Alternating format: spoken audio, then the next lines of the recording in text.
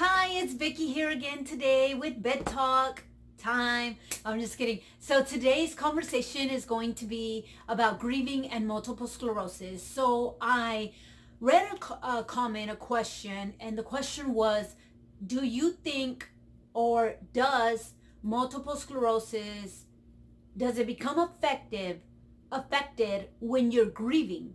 Like grieving, what they were saying is like if a mother passes away, a father, someone that's really close to you, a loved one, or someone really dear to you.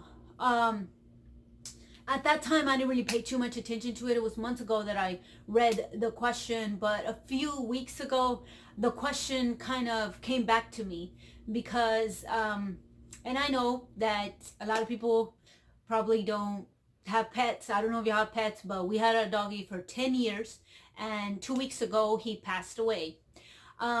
So it came back to me, and I'm thinking, do I feel that my MS was affected by this grieving that we were going through? And so, oh, that we're going through. And so for me, honestly, it's with grieving comes a lot. It's not just grieving, it's sleepless nights, it's uncontrollable crying, it's not eating well, always thinking, stressing out. Like, it's an adjustment to your life because my doggy isn't here anymore. Like, I'm used to feeding him, I'm used to walking him or going outside or getting home, and he's there greeting us. So it's not like that anymore. So it's a little life changing for me. 10 years is a long time to, and so either way, so I want to let you guys know that, of course, with grieving comes a lot, and multiple sclerosis, of course, attacks the central nervous system. So with lack of sleep, not eating well, it's gonna affect some symptoms. So the symptoms that I felt were numbness in my feet, which that comes and goes. That's symptoms that had already been affected in the past. IBS symptoms, again, like constipation. I'm actually still dealing with constipation right now. TMI, sorry. But because that's a symptom that I deal with multiple sclerosis. So I want to give you a little tip as well. So when I was uncontrollably crying, and I try not to cry in front of anybody, I have my own little cry moments, but I felt like I was getting sick, like a cold. So with all this COVID-19 going on, I don't want a cold. I don't want anything. I don't want to be sick with anything. So allergies, nothing. So I'm thinking, oh my God, I'm making myself sick. Like, I'm getting sick. So I stopped and I thought, what do I do? What do I do? Right? So for me, it was breathing in and out, like breathing deeply. It was like these deep breaths, and you can research deeply breathing. But it's like breathing in, holding it for 7 seconds.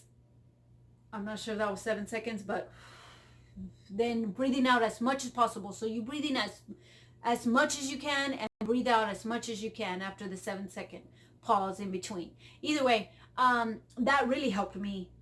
Then soaking my feet in Epsom salt. Also, meditating, trying to meditate. But when you're grieving, honestly, I had a hard time meditating because I can't. I'm over here just stressing out. I'm thinking, I keep thinking, I'm dreaming about my puppy, my dog. I'm just all over the place. So it's just, I can't, I just can't focus or not focus, you know what I'm saying? And so for me, that was a tip. And then walking was something else that kind of helped me because we would walk our dog, my son and I. But other than that, like exercising and then praying about it, of course.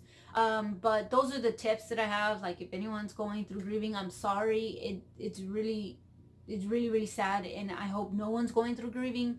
But if you live long enough, more than likely you're gonna grieve at some point.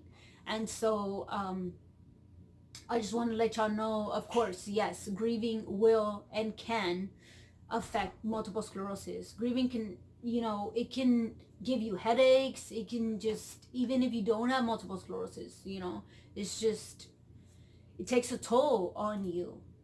So God bless you guys. Thank you guys for listening. And I hope you guys enjoyed the video. I hope no one's grieving Stay safe out there and have a wonderful evening. Goodbye.